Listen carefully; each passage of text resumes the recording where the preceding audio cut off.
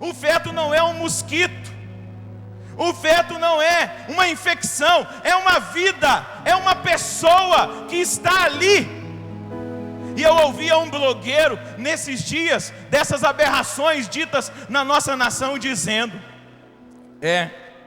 nós temos que cadastrar agora os fetos no projeto Tamar. Sabe o que é o projeto Tamar? De defesa das tartarugas marinhas.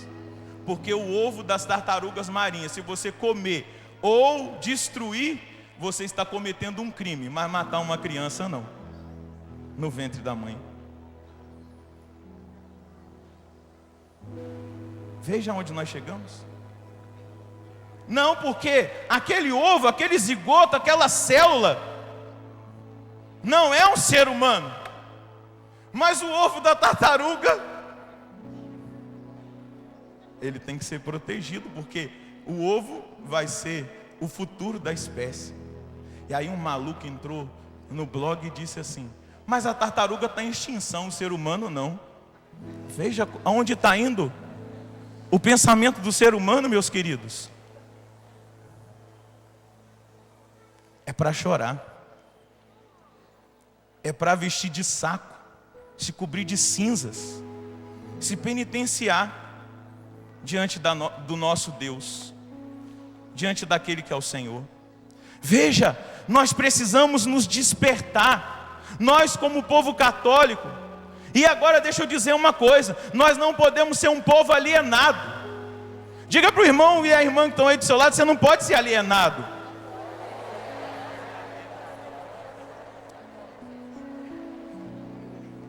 Diga para a pessoa que está do outro lado: você não pode ser alienado. Ah, padre, vamos fazer uma campanha de oração para que o aborto não seja aprovado no Brasil? Vamos rezar, mas vamos agir. Quem aqui é católico? Oh, glória a Deus. Aplauda esse católico que está aí do seu lado.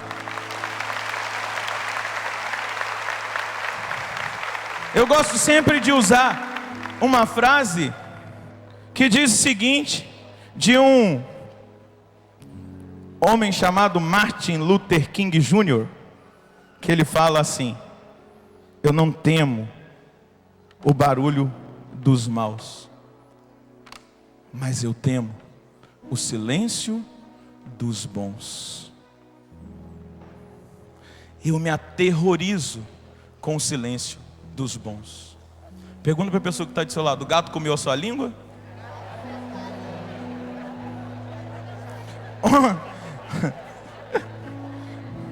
Onde estão os bons? Onde estão os comprometidos com a fé? Deixa eu dizer uma coisa: onde estão os senadores e os deputados católicos em Brasília para se levantar contra as atrocidades e irem lá no tribunal, irem lá subir no púlpito e defender a vida? Aonde estão aqueles que você colocou lá com o seu voto?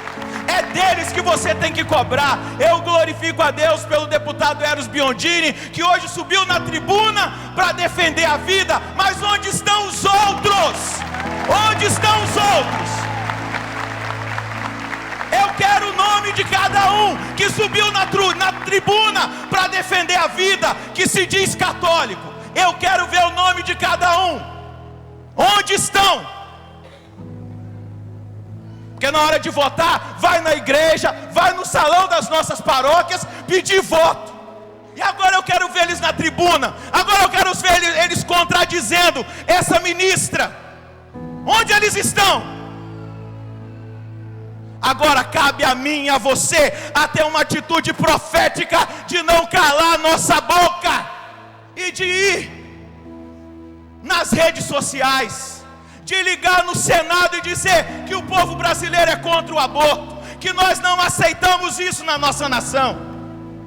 Cabe a mim e a você. Desculpa estar falando assim, eu não estou brigando com você não, tá bom? Estou brigando com eles. Mas cabe a nós, meus queridos, cabe a você, católico, cabe a você, católica, a tomar uma decisão na sua vida, de não se calar, de ser profeta.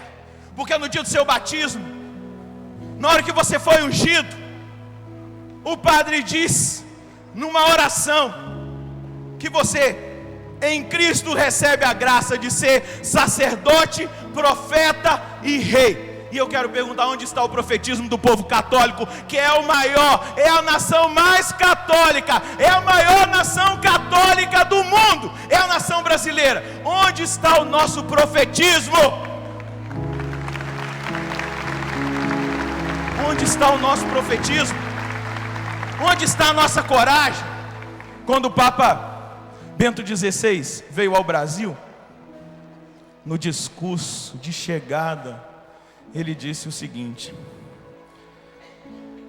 diante do senhor presidente da República Federativa do Brasil, naquela época,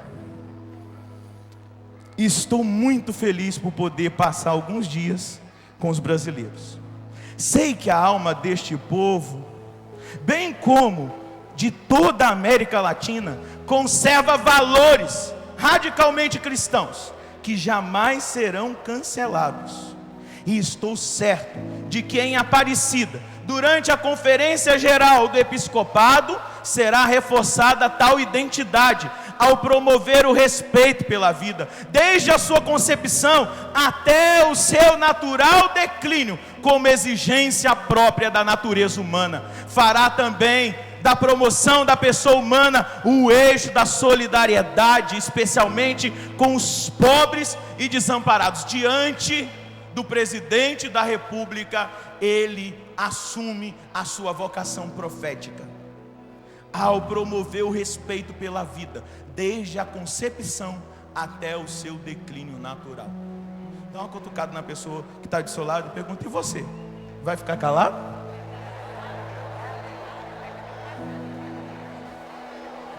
Eu fui lá no documento de Aparecida para ver o que a Conferência Episcopal Latino-Americana e Caribenha falou nesse documento sobre o caso. Olha o que ele diz, no número 464. O ser humano criado à imagem e semelhança de Deus também possui altíssima dignidade, que não podemos pisotear e que somos convocados a respeitar e promover. A vida é presente gratuito de Deus, dom e tarefa que devemos cuidar desde a concepção, em todas as suas etapas, até a morte natural, sem relativismos. Assistimos o 467, assistimos hoje a novos desafios que nos pedem ser voz dos que não têm voz. Veja o que pede. Deixa eu dizer aos meus pastores,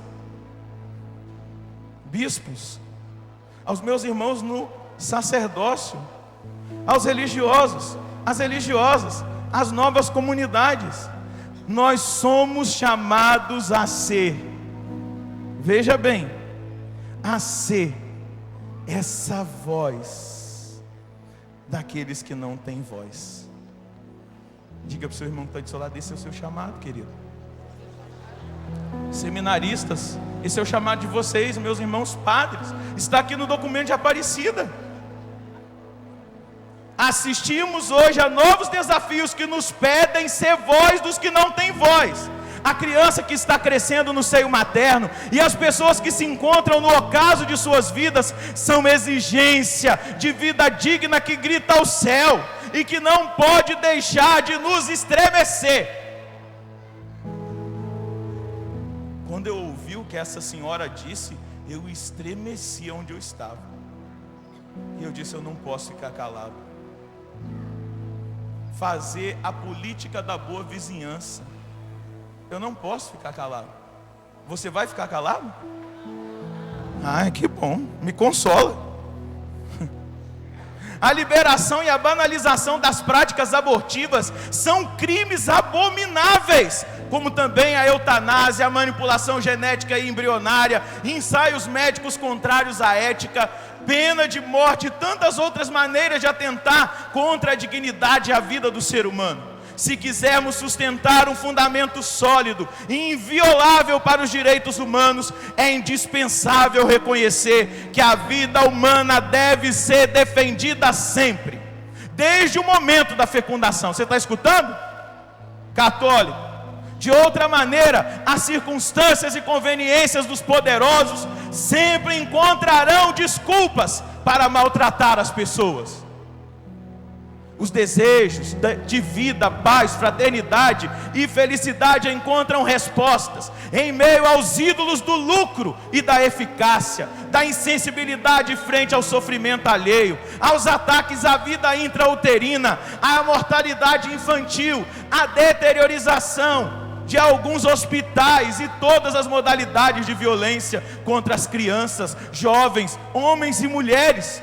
Isso sublinha a importância da luta pela vida e pela dignidade e integridade da pessoa humana. A defesa fundamental da dignidade e desses valores começa na família. Na sua família. Começa na família.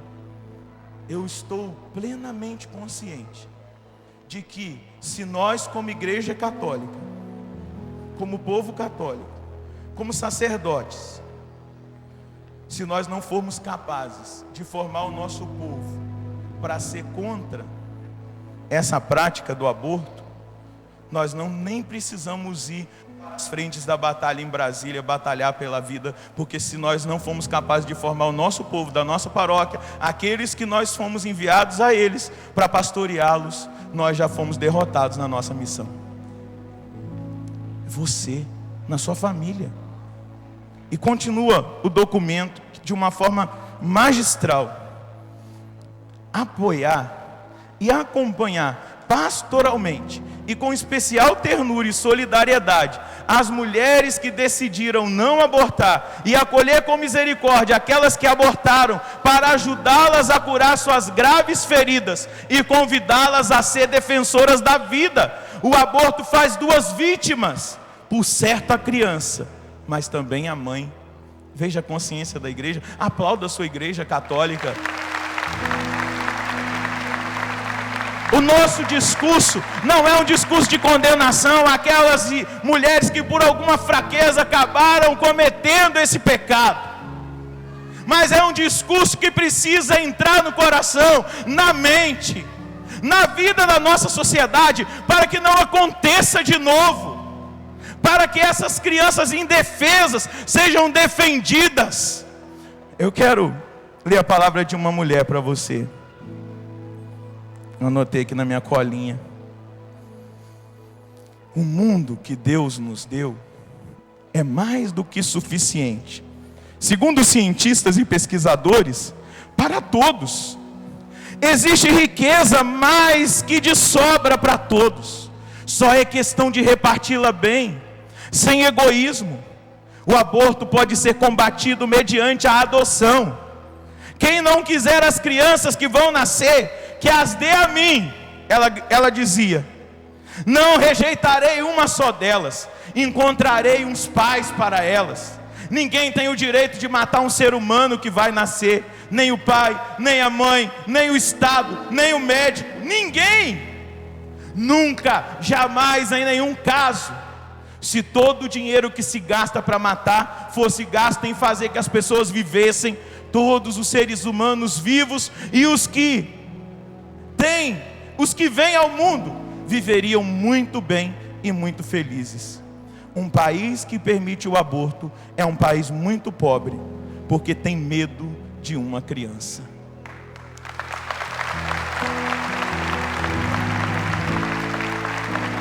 E medo, dizia ela nesse discurso, e medo é sempre uma grande pobreza. Discurso de Madre Teresa de Calcutá na conferência sobre a população e o desenvolvimento no Cairo. Veja,